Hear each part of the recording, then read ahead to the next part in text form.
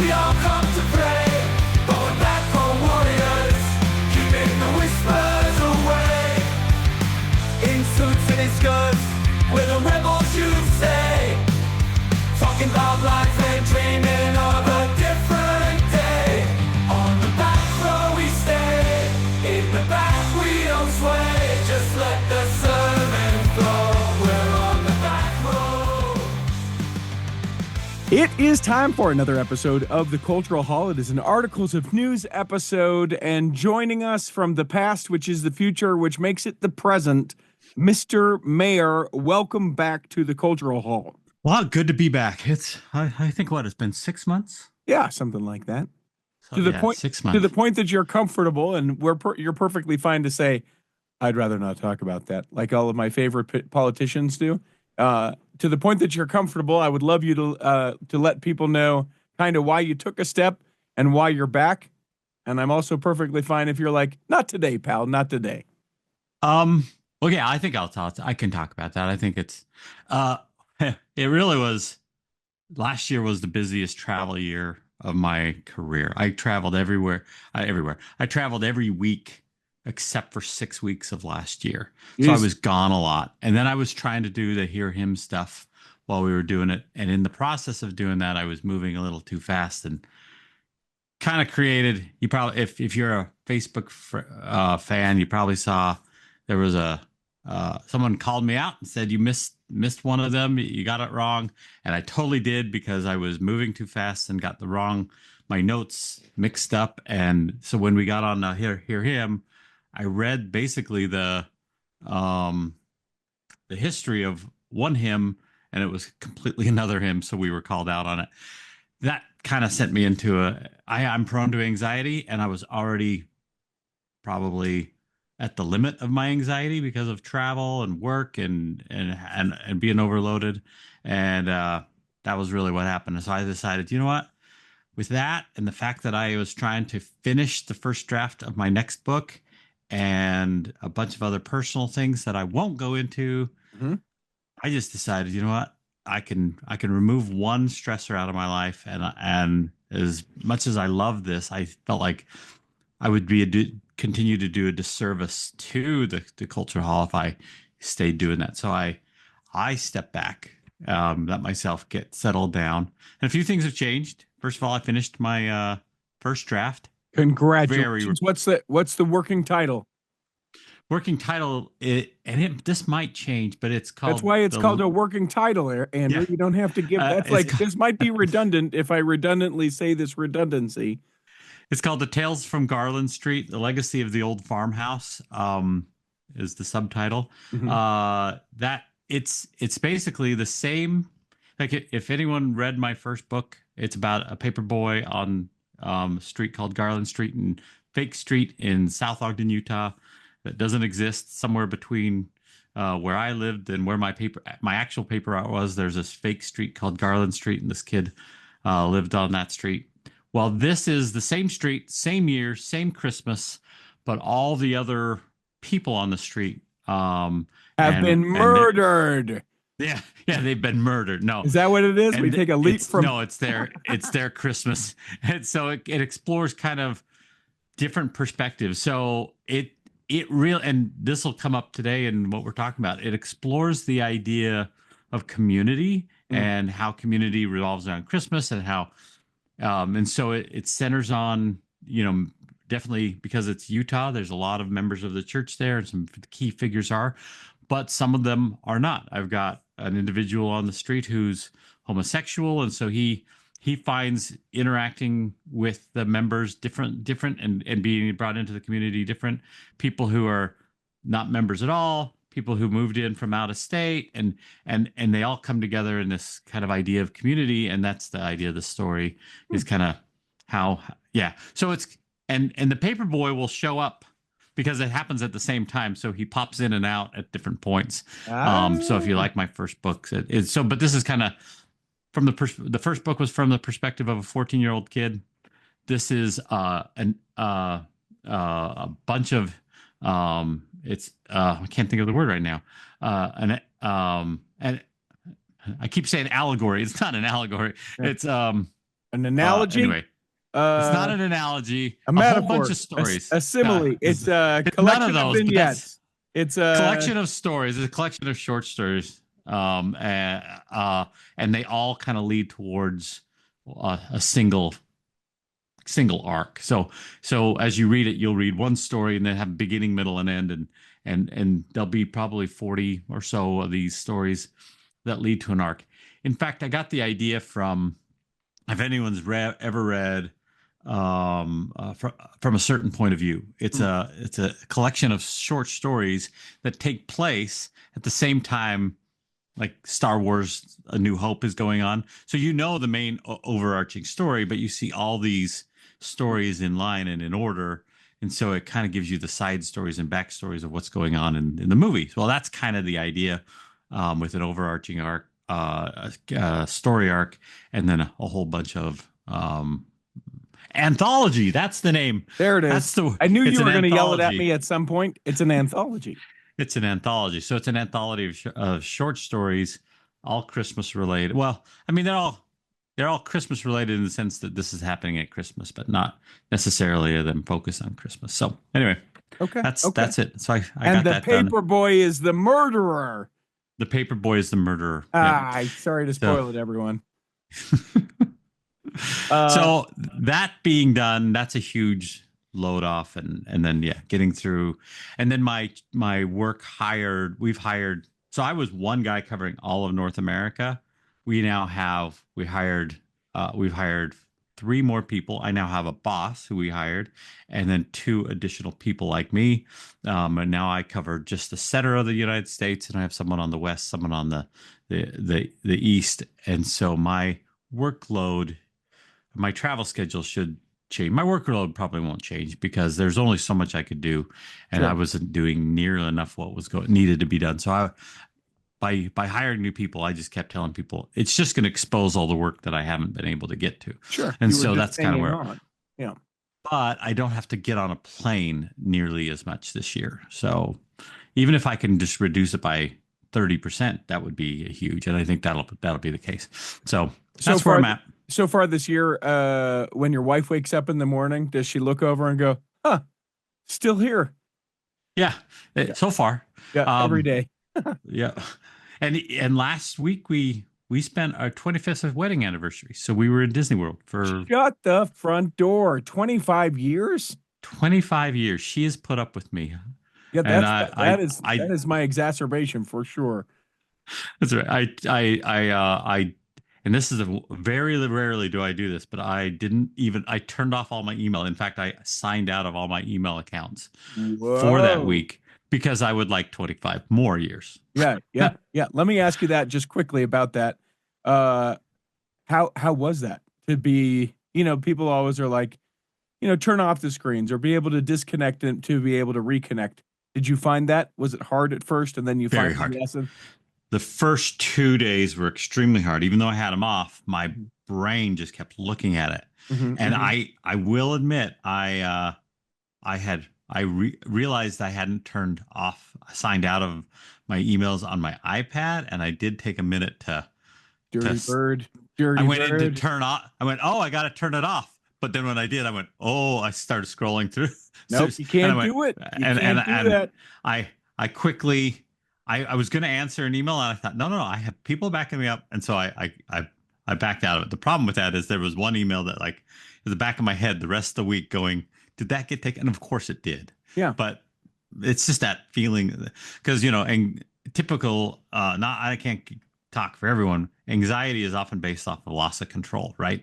So when I feel like I'm losing control, that's when anxiety comes up. So that's kind of the idea. So I tend to have a little bit of an issue with control. I had to. Yeah. My favorite part about that is like when we go on vacation, I'll be like, listen, I need 5 minutes. And we've been able to actually be all right with doing that. So in the morning, when you're on vacation and you're just kind of whatever, like we're present with each other. And then I'll be like, okay, I need my 5. And then in that 5 minutes, I'm like, is there anything that really matters here? There's nothing that really matters here. And then if there is something that matters, my wife, because of the nature of what I do, like I don't have a number two backing me up really. I don't have anything like that. Then I can be like, hey, this afternoon, I need 20 minutes. But otherwise, I'm able to almost completely disconnect. And it's life changing. It's like, It oh, is. yeah, this is what it's like to relax, be present, spend time not working, spend time with my And brain. truly not spend focusing. time with your wife. Like that's what was nice about it. We were in Disney World. We're trying to, you spend all this money. You're trying to get everything in and done. So you actually have for a short microcosm of a trip these shared goals like we do in our marriage, but it's kind of nice to do it. And we happened to be in Florida the week it got really cold. Like what a time to plan it. The South just got hit with this blast of cold. So the first few days were kind of miserable, and we were trying to figure out how to have fun still. And so yeah, but when I say miserable, it was still Disney. It was Sure. If you're going to be miserable, do it in Disney World. I mean, Yeah. it was a blast. We had a good Well, time. and I bet not a lot of people there. So that in some ways that made that pretty good. But Surprisingly, there was a ton of people there, like Interesting. way more than I would have expected, and got out and braved the cold. I mean, like the lines were still pretty heavy, more so than I had expected in other time. We'd traveled in January, but it's been 15 years, so maybe I'm basing it off of what was regular 15 years ago. So, so yeah, but it was a great trip. It was wonderful. I was excited to hear that your wife is writing a book too. But then she, because of the shift in your job, has changed and is no longer writing the book. No, that's you not guys- true. you guys say- haven't had the conversation about this? No, did you talk to my wife? Then Well, she told me. yeah. So she was telling me it's the third in your trilogy series, Ah, how the paper boy becomes a paper man. The story I'll of do the whole improv thing and go, yes, and she's writing thank a you, book. still going. Yeah. The year that my husband traveled more than ever and I was trying to find his replacement. Oh wait, now he's back. Our marriage continues. That's the subtitle of that book. So I'm glad it's all worked out, but you guys very similar, very similar. Very, very similar. Yeah. I was like, wait a minute. I don't remember my wife telling. It threw me for. Babe, are you I'm like, there's something? how did you get? What the Well, wait. Let's take a quick break. When we come back, we're going to do actual articles of news, the order of which has been lovingly prepared by Mr. Mair himself. You can always email us, contact@theculturalhall.com, if you think there's a story that we haven't covered, if you think there's an individual that we need to interview, if you anything, whatever, contact. By the way, I used a really good, useful way of doing this. I threw darts at him. Yes, you did. Yes, you did. Doesn't matter. It's an order selected by you. It can be that you got the email that I sent you and went, that'll do. It's still your final say because I like to pass that on. We'll come back in the second half and do actual articles of news. BestDJinUtah.com is the website. That is where you go if you would like me to come and DJ your event. Now, will I do a family reunion where you all wear the same t-shirts? You bet I will. Will I travel to wherever you're at? Uh-huh. Am I reasonable as far as what I cost? Yes. Do I bring a good time? Yeah, all the things. Listen, Best DJ in Utah, it's my company. It's a thing I do that allows me to be able to have the time to do the cultural hall. So if someone's getting married, you think, man, they need a great DJ. You're throwing a party, whether it's a 50th or 60th or 40th or 20th or whatever the party is. I've done them all and would love to be able to do that. An anniversary party, certainly done those. I did a baptism in 2023. Yeah, we did a big dance party at a baptism. Spoiler, not a Mormon baptism, but it was fun nonetheless. BestDJinUtah.com is a website. I will get back to you within 24 hours with a quote. Come on now. BestDJinUtah.com. Here in the second half of Articles of News, we do actual articles of news. Hit it, Peter. You can't lose articles of news. And away we are going on the news front. Here we go. If anyone ever says that Utah politics isn't influenced by the church, just look no further than this article here. Let's go. This is the dumbest stuff that we do as members of the church. It's not, and there's bad behavior. This is just dumb behavior. Yeah. This is just, and it's has nothing to, so I guess Doug Owens is advocating for the renaming of the Mormon cricket to a name that reflects cultural sensitivities and historical accuracy. And you hear that my love for what he's doing in my voice, tone of my voice, I hope. His story is about renaming an insect, and it's about addressing broader implications of language and identity and all those stupid things that he thinks are important. Now, words are important. I do agree words are important, but so he wants to rename the Mormon cricket, and to because he says every time someone calls it a Mormon cricket, it's a victory for Satan. Do you know what my opinion is? A victory for Satan is every time you attribute something dumb like this to Satan. That's the victory for Satan. Yeah, my victory for Satan is every time a bell rings. That's right. I would probably have that a little bit backwards. Instead of an angel getting his wings, I think that's a victory for Satan. Yeah, I don't think the point of President Nelson changing and making sure we focus on the name of the church was to turn the word Mormon into, it feels like a slur. He says at one point. I don't think that was the case. I think it's to refocus us. It's not as much about the rest of the world. Again, this is my opinion. Doug Owens might have a different opinion, and I'm sure he does, but it has little to do with the external world and more to do with our own perspective. The reason we don't want to be, we don't want to be using the word Mormon is because, first of all, we're not Mormons. We're members of the Church of Jesus Christ of Latter-day Saints. As a church, that is true, and we need to focus on the Savior. And that's more about what we do internally than what people do externally. And I get it. There's the church style guide and everything else, because they need to be able to promote that we are the Church of Jesus Christ. And I get that. But we also live in a culture that has existed for 150 years, and Mormon culture expands beyond just the church. So Mormon crickets are the right thing to keep calling them. And it's worth noting that the language, the victory for Satan, is actually President Nelson's words. You'll remember that in his talk when he said we no longer are to be called, the Mormon Church, because it's not the Church of Mormon, it is the Church of Jesus Christ of Latter-day Saints. It was, in fact, President Nelson that said the use of this word is a victory for Satan.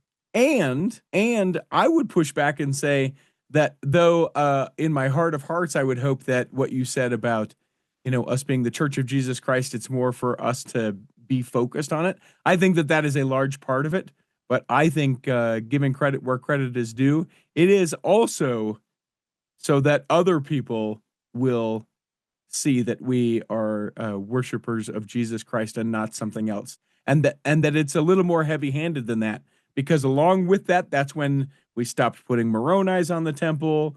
The big focus in the AP guide, which, it's just a little thing, but it is a thing that people go address us first as the Church of Jesus Christ, and then, the church afterwards, etc.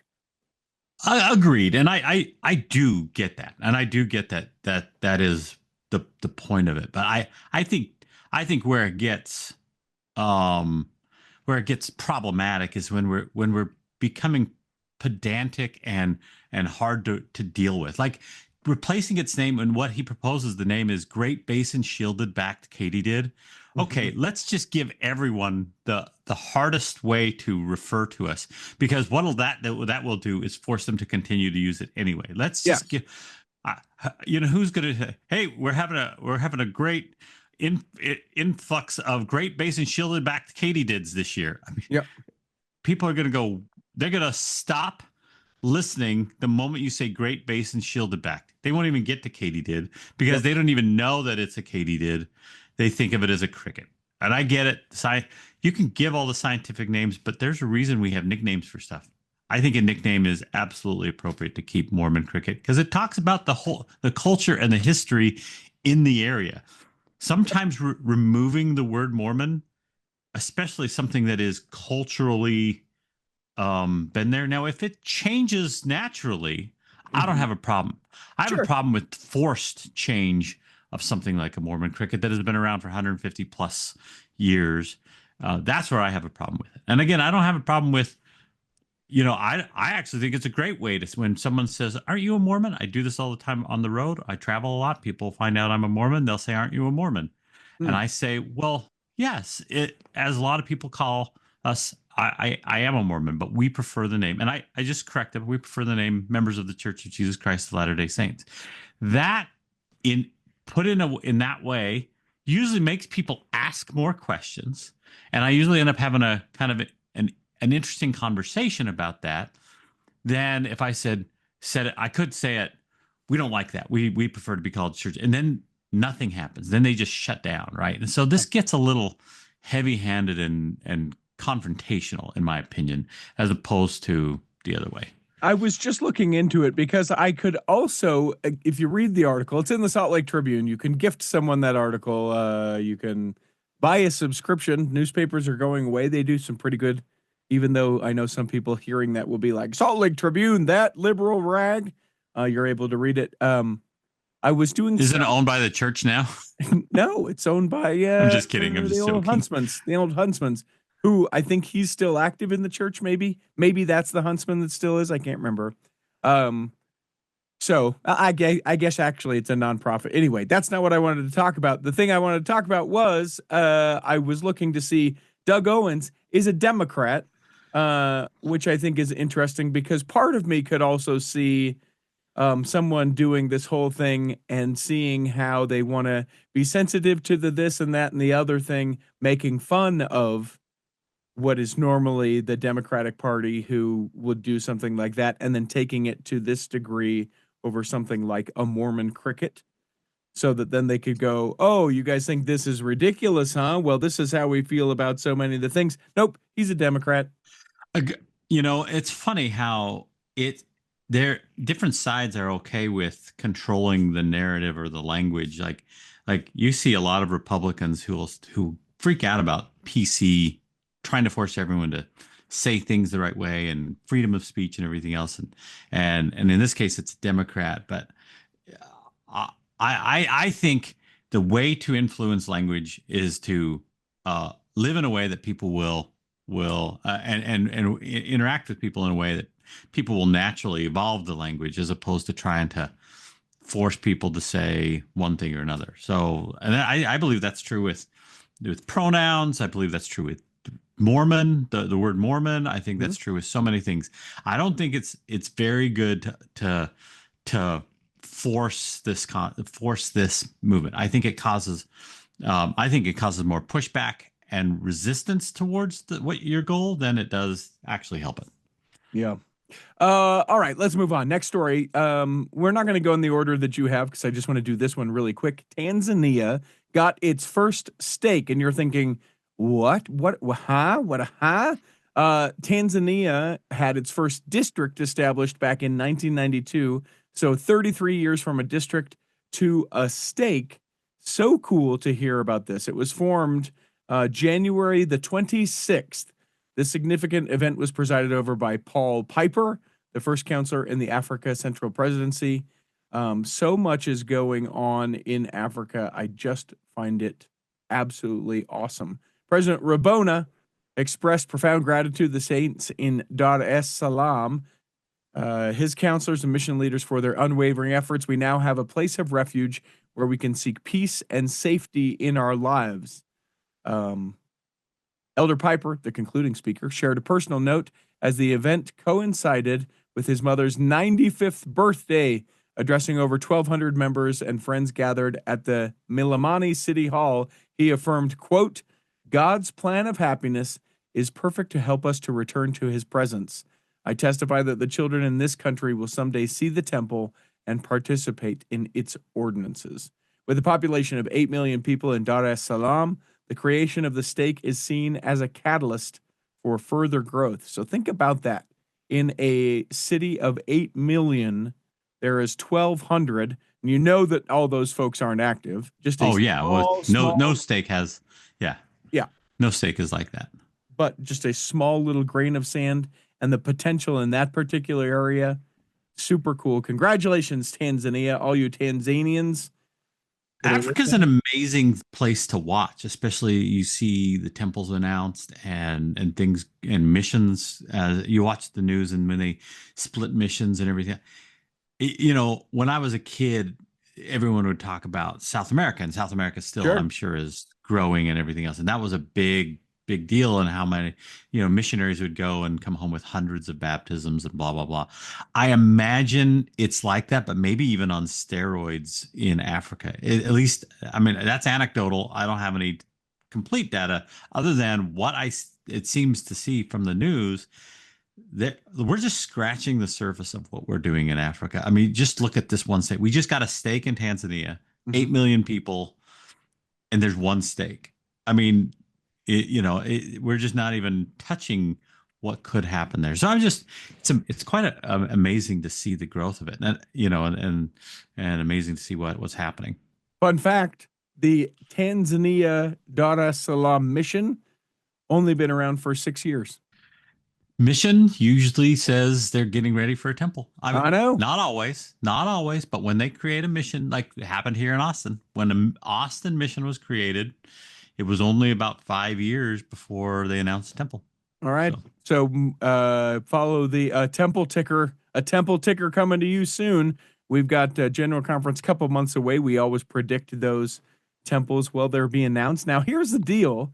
Could you, yes, the answer to my own question, feasibly go, hey, it's going to take us a couple years to build a temple in Tanzania. We just were there. We announced the stake. We have the this.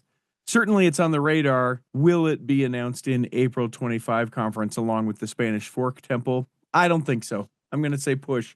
But you could technically announce it, and then it could not come around for, a couple years to complete. Yeah, I mean, groundbreaking on the Austin Temple just took place in August, and it was, 2 years ago that they announced it? Something like that, yeah. So maybe you do a longer kind of thing like that. I don't know. Just saying. No clue, but we'd love to hear from contact@culturalhall.com. What's your thoughts on that?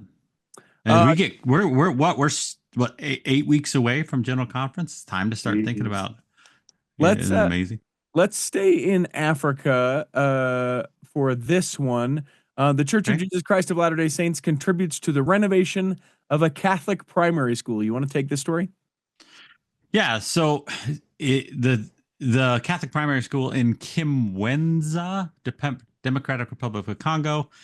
This initiative was not only revitalized at a crucial education institution, but it revitalized the crucial education institution, but it also highlighted this spirit of clarity across different faiths. So I love when this interfaith work happens. So on January 22nd, 2025, the LDS Church completed that major renovation for the Temo Primary School in Kimwenza. Again, if I'm totally butchering all that, so please forgive me. It includes pronunciation. Yeah, I'm a white man in U.S. I'm gonna say things bad. Yeah, even that. Yeah, exactly. Which includes this included refurbishing classrooms, the latrines, the essential utilities for like drinking water. That's obviously having. We always think of schools, and even in the United States, schools are a place of learning, but often, especially for those in lower income areas, it's also a place where they get some safety and some basic things like good drinking water, and maybe it's a place where they get food and lunch and everything else. So it's a big boon to the community. But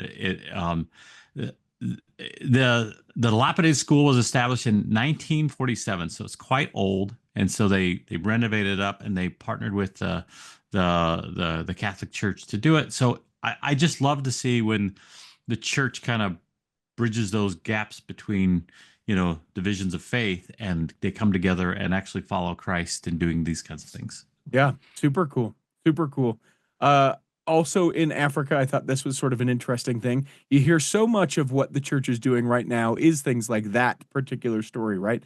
Helping out with the education, bringing clean water, helping, they call it micropreneurs, giving these small families like a goat, and then they can sell the milk and they can sell the this and the right. All of these kind of things that are going on.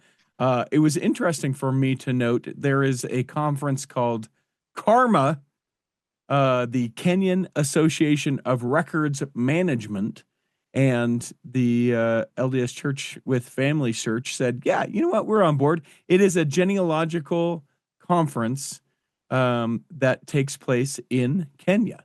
And one of the things that was particularly interesting, if you have not gone in and seen all that has been updated in like the last year with Family Search, take a moment and do it, because now you can do the uploading of like audio files, I believe video files as well. The church, if you are a member of the church and you log in through your account, there is a company called Storied, Storied. I just watched this thing the other day where you can actually search like different newsprint for, you know, you've passed on and you were in the newspaper a couple of times. It will search those things out and you can bring that to be a part of the story. All to say, so much of the history of the people in this particular area are oral histories. And so being able to capture oral histories, right, passed down from one generation to another generation, and then being able to be shared at this thing. Awesome. This is I mean, this is great. I love to hear. I was called, this is something I didn't mention in the last few months. I'm now the Temple and Family History Leader in our ward. So I am beginning to get to volunteer, called to do more along these lines. And so this is quite interesting to me. So I'll be diving into some of this more and more. Right now, I'm just focusing on the basics, like helping people get, you know, just their account and get logged in and do all that kind of stuff. But as the year progresses, we'll see how I grow as a Temple Family History Leader. Got to do it. One of the things from this particular article says, this is a quote from one of the people speaking at one of the sessions. Quote, "When an old man or woman dies in a village, a library effectively burns down. It doesn't have to be that way. When you think about your culture, your history, etc., you need to ask, what will be your legacy to your community as a records manager? Just take one step in the right direction.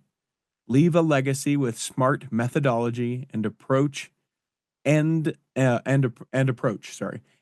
burning down of libraries with the death of a person who has histories memorialized." And here's the thing. Unbeknownst to me, I didn't know that I was following kind of that thing from that individual in Africa. I'm doing that right now. So I have so much stuff. I have so many things, and they are just stuff, and they are just things.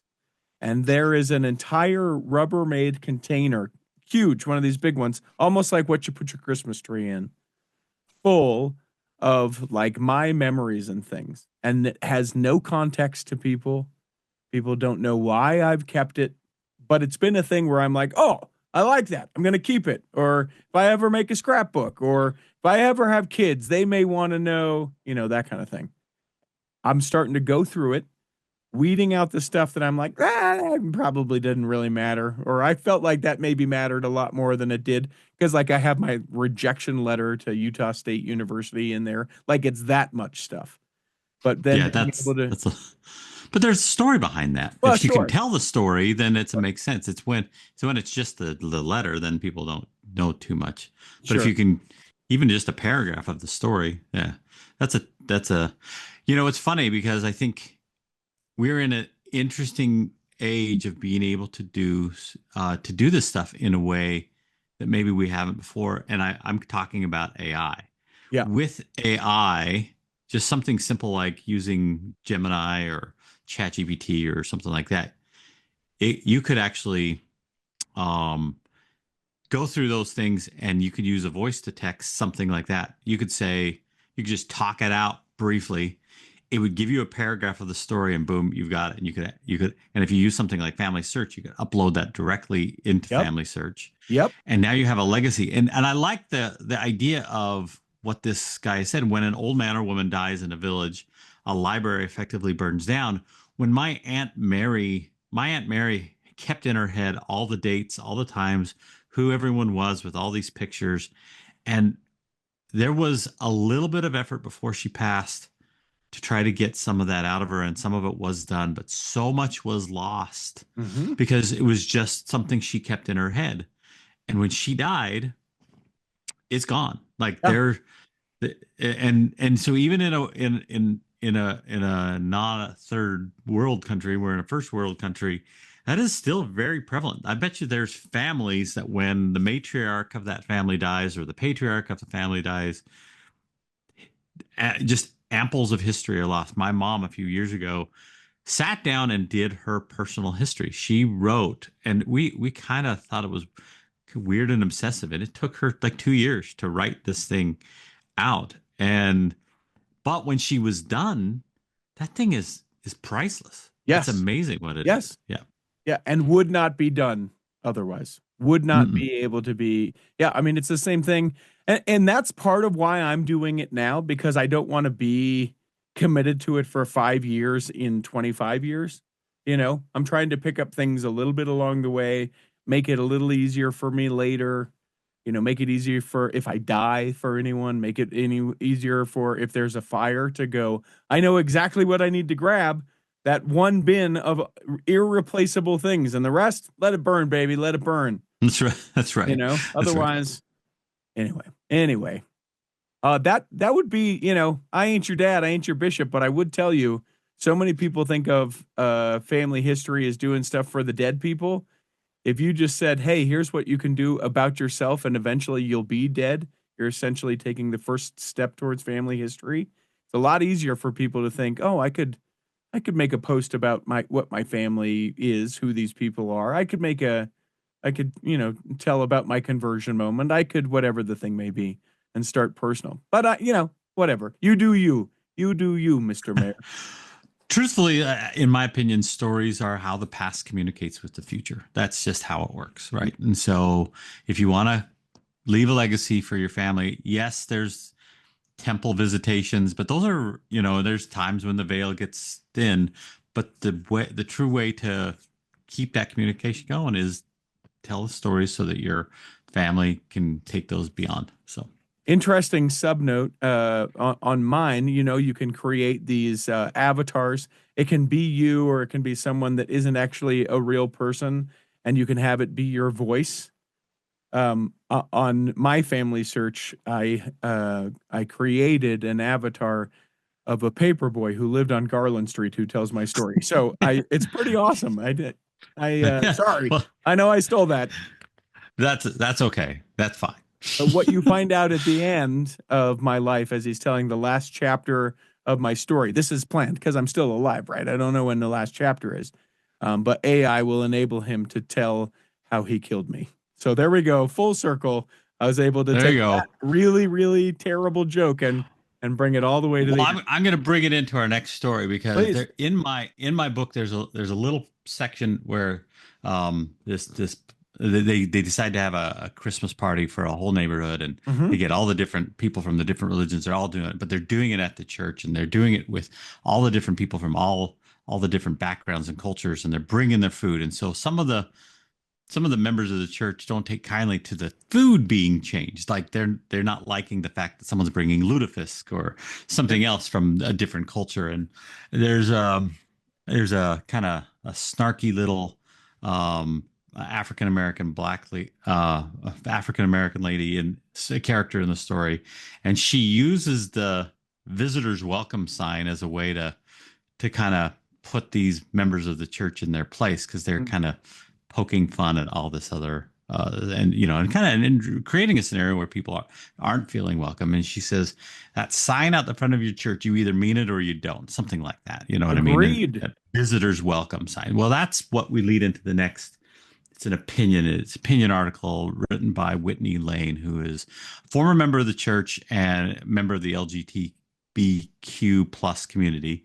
And her article is very much along those lines. And if we have the sign that says visitors welcome, we need to actually live up to that. We need to treat people in a way that they're welcome, regardless of their background, their beliefs, their who they love, what they do, where they were raised. That needs to be how we change it. But she also was advocating for this idea that maybe we need to make it clear what that means sometimes. Like someone who's not as familiar with the church, maybe let's say in this case a gay woman walks into the church thinking they're going to be accepted and because that sign says visitors welcome. How would they feel when someone maybe finds out that they are, and then that creates a scenario where someone was very friendly. I've seen this before in my life where someone is very friendly. How are you? What? And then as they find more and more about them, the conversation shuts off, and that they never have that again. So they immediately feel hurt and a stranger when they were supposed to be feel welcome. So that's kind of the opinion that is being given by Whitney Lane. But she's also advocating for, an impact of church policies, and maybe in how we treat other people and how we accept other people, but somehow creating transparency for acceptance, some sort of way that we can be transparent about what our beliefs are, what everything else. I mean, I think most people know that, but I get this concept. I get this. In my opinion, this is one of our key hurdles in the church. How do we maintain what we believe is a certain standard of living based off of, our covenants in the temple, the idea that we believe that men and women should be married and all that stuff. Mm-hmm. But how do we make this situation where people feel welcome? I'm just curious what your thoughts are. Well, so this opinion piece has been in the thing for a while in the news queue, and as I've given it to different people, several people have not done this story. So I appreciate you being brave enough to step into it. Here is what I think about this. The sign says visitors welcome.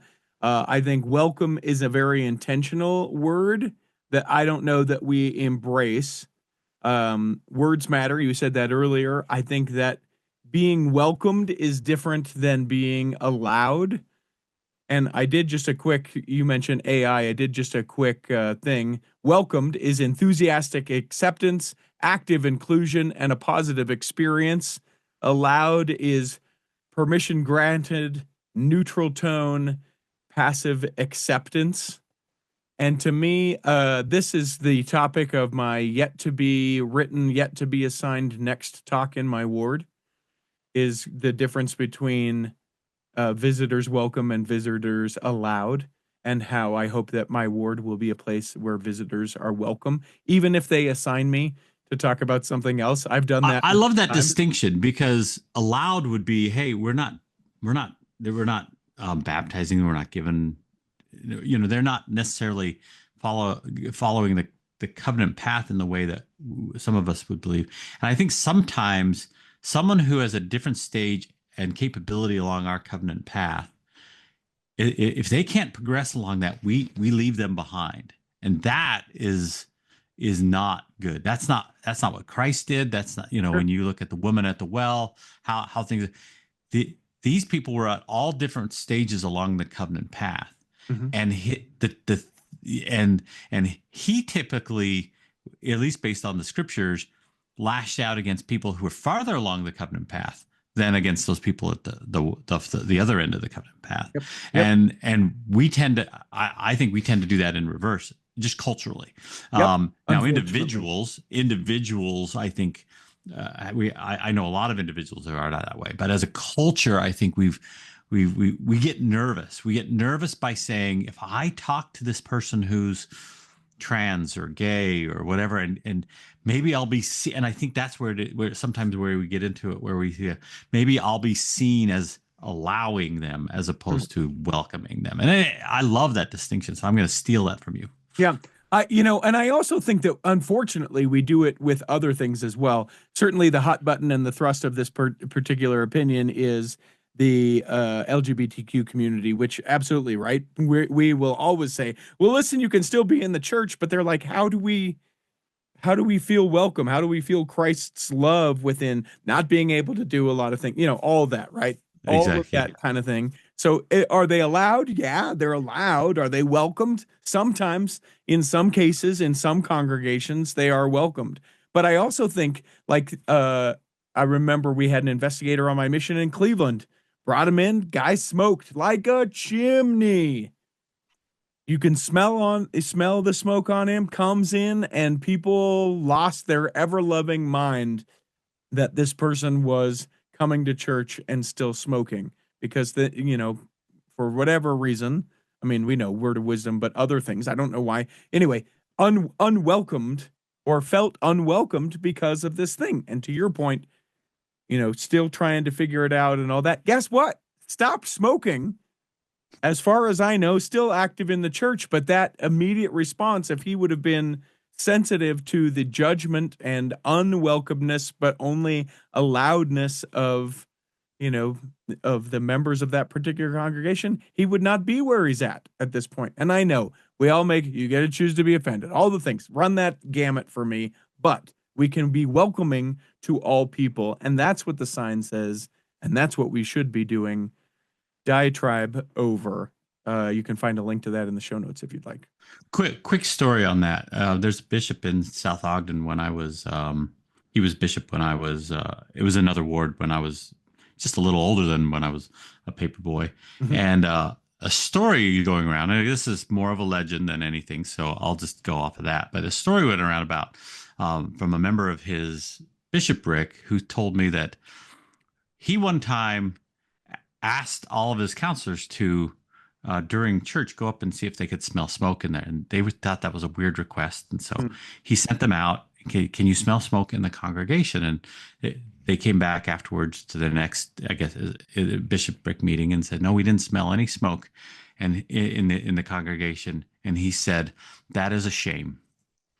And the point being is that if they don't feel comfortable enough to come here, we're doing something wrong. And he taught them that lesson that time. And that's stuck with me since I was a kid. I remember hearing that when I was probably 15 or 16, and coming from a family where my dad's side of the family actively defend the church, but many of them don't even know the church stands for.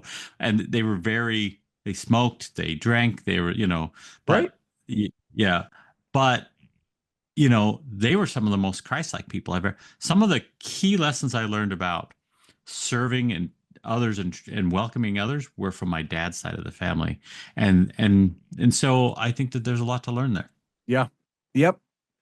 And I'm not very good at it. And that's the thing that eats me up because I chat with you here and I'm like, yeah, we should be more welcoming. And then I get to Sunday and I'm like, who are the 4 people that I know? Hey, how's it going? And I'm going to sit right there. And it kills me the way that I want to be and the way that I actually show up. So just like everyone doing their family history, let's all be a little bit better this Sunday than we were last Sunday. And be a little more active and welcome. Welcome is an active word where allow is more of a passive word, right? Yeah. So. Speaking of smoke, he said with a hard segue to the next couple stories. Yeah. Probably. Let me take that back. Not speaking of smoke. Although, coincidentally... That's usually my job saying something bad like that. That's my job. Yeah. I was just reading your script. Sorry, I got my part and your part confused. Prosper, Texas, there was a fire at a local food pantry, and the church has stepped in swiftly to support that particular community. Is that North Texas? Where is Prosper, Texas? Yeah, I don't know. I think it's probably, I'll guess that it's North Texas, Central. Boy. I know we've got a temple going in there.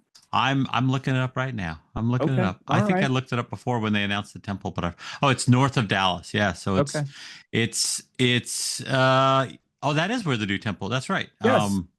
Yeah. So that's north of Dallas. My guess is about an hour.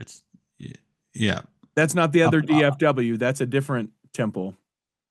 Yeah, that's a different temple. This is, I would say it's an hour because of traffic. It's probably a half hour, 45 minutes without traffic. But Dallas is pretty heavy traffic. So just to get from Dallas to Prosper would probably be an hour in most situations. So following a fire that disabled the Nourishing Neighbors food pantry, the LDS Church dispatched an 18-wheeler loaded with food items to assist the affected families. The church's intervention allowed for the distribution of food to over 150 families in need. Missionaries and local volunteers, including residents, played a crucial role in organizing and carrying out the food distribution event, and the church's aid is part of a broader effort to support Prosper residents with continuous assistance and additional supplies provided by the Children's Hunger Fund. Super cool. I love that we're organized enough in a way that they can go, hey, this, there, where it's happening, roll out. And I like the idea of President Nelson being on a little walkie-talkie and going, Prosper, Texas, roll out. And then, one of our semi. I'm sure that's what it is. I'm It's sure. not, I'm but sure. I want it to be. Can't I want it Yeah. that way? You sure can. It makes me wonder when, in 15, 20 years, when a Gen X prophet gets up, maybe longer, maybe 30 years. I don't know. Longer than that. Yeah. I'm just thinking, wait a minute, that I'm Gen X. That doesn't make sense. But when finally a Gen X, we get a Gen X prophet, maybe we will get a rollout. I would love a rollout. I would love all these things. Now, interestingly enough, though, the Prosper, Texas Prosper Temple is the one that's in Fairview that has been so back and forth with the church. Right? That was the one where we said, hey, we're going to go to mediation and all this stuff. This is the one that outside of Utah that has had so much turmoil with it. Is not this, the Wyoming one, huh? Yeah, I guess that's fair. The Wyoming one a little bit more. But you got to wonder too how much of this is the church saying, listen, Prosper, Fairview people, we're good for the community and we want to step in and do this. Like how much of this is a positioning, and that's not bad. People will naysay that bad and say, "Oh, how dare you? Would you do this otherwise?" And maybe they wouldn't do it otherwise. But also, 150 families are able to be helped because the church is trying to show up in a way differently for that community. Or maybe, I think it's valid to push that concern, but I think you should also look at it that maybe the fact that the church has become more integrated in that community because of the situation. I like that. Puts them in a position that they're more aware at higher levels. Now, of course, the local church would always be aware of what's going on, and there's only so much resources a local stake or a local ward can do. But when higher levels of the church are actively engaged in a community, there's more that can be happen quicker because of the awareness, right? And so I think it's a two-edged sword. I think, yes, you could probably make the argument that they're only doing this because they are there and they are actively in it. But I think that's sometimes how the church can't do this everywhere as much as some people like to think they can. Mm-hmm. So they have to kind of find ways to, get inspired. As like I know this is a weird tangent, but like someone said that why are certain people called to be, general authorities? Sure.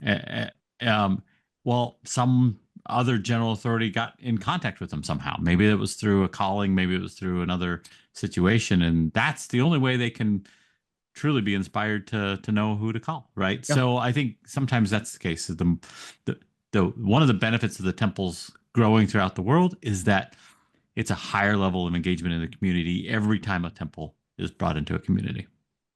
And every time a bell rings, a temple gets its wings. Well, man, you just jumped from bell rings and Satan wins. Listen, bell ringing for me means so much. There's a couple other stories I want to hit real quick before we wrap this out. I know you have commitments, and so do I. One, the church donated $1.2 million to the Red Cross for the folks that were devastated in California, the California wildfires. Now, it's fascinating. Several stories in the last week or so about how the church is sort of uniting there. No church building lost, plenty of members who lost their homes, but they have come together as a community. They went, I can't believe this. This is the kind of thing that gets me a little weepy, even though I'm a cynical, horrible person, that a lot of the people in the LA stake there went to the LA temple what would now be almost 2 weeks ago now, and amidst all of the destruction and chaos and all of these things, went to the temple there in LA and were comforted knowing, hey, God is aware of you.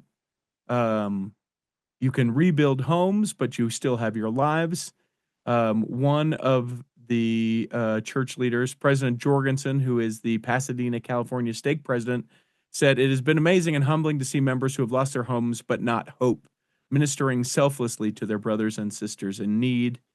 And then mentions also too, ever since a combined ward meeting of a couple wards. So these are just large groups of people that have lost nearly everything. They saying, as now we take the sacrament, there's a line in that particular hymn, courage to accept thy will.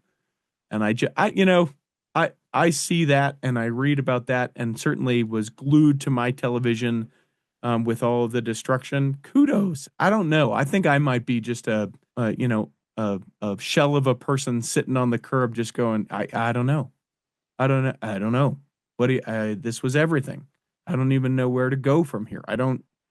Am I even, does this even matter? Is there, I'd like to think I don't question God at that point, but when everything you ever had is gone, it just seems like it's a tough time. And it's hard to tell people to accept God's will when their whole lives are being destroyed.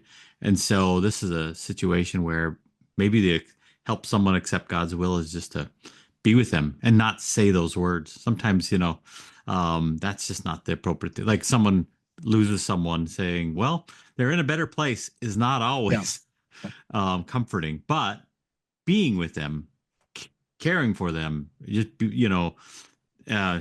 supporting them, that helps them to do that. So. All right, and two more. These very quick. You can find and see this video in the show notes with this particular episode. Dennis Schleicher, a previous guest of the He's a friend of mine. Oh, yeah? He shared this video. It's 309 missionaries of the Church of Jesus Christ of Latter-day Saints singing Called to Serve on a Plane. So it's a mission at 30,000 feet is what the headline would tell you. Here's what I love about it. One, I had this sort of moment where we didn't plan it on my mission and we just all started singing, and it was very, very spiritually impactful. Very, very cool. That's what I love about it. Two, look for like the 6 people on that flight that aren't members of the church. The responses from the 6 members that are on that flight, or 6 non-members that are on that flight, or friends of other faith, or whatever we're supposed to call them, is worth watching the video in and of itself. It's so great. I'm not going to spoil it for you. I haven't seen it, so I'll have to go look. You've got to. Yeah. Both from a very spiritual side and just a very hilarious side about how sometimes we are so socially unaware of things. You've got to check out that video. And then lastly, ladies and gentlemen as well, because we're going to have to take care of things so that the ladies can go to this. There is a worldwide devotional that is commemorating the founding of the Relief Society. Put it on your calendar. Sunday, March 16th, 2025, 6 p.m. Mountain Standard Time. Stake and or ward relief societies are encouraged to gather locally that evening to view the 40-minute devotional. So that there is going to be treats. There's going to be... There should be funeral potatoes served. Oh, my gosh. I hope they make a whole thing of it. Also, interesting to note, too, the church has created a new hashtag for this event, and I would imagine for moving forward with the Relief Society, which is hashtag Jesus Christ is Relief. I love it. That is great. Yeah, put that on the calendar. That is March 16th at 6 p.m. Mountain Standard Time. I imagine some may view it that night, and depending on where you live, some may view it a different day. But I'd go eat some funeral potatoes and find out about the commemorating of the Relief Society. It's been 6 months. Let's see how terribly you do this, Mr. Mair. I can't even find my file to cheat, so I'm just going to have to do it. All right, just remember everything that you've always heard at church, and I think you'll be okay. We hope that this episode has nourished and strengthened your body. And if you're not healthy enough to listen this week, you'll be healthy enough to listen next week. That is literally the best you've ever done this. I know. And that when the time comes, you'll be able to travel home in safety. In the meantime, Chris at Alpine Lakes Travel, Debbie Wanless, Chocolate Cake Bites Podcast, and the Tiger with a U will be saving a seat for you On the back row of the Cultural Hall. Cultural Hall. Save me a seat, it's sure to be neat on the back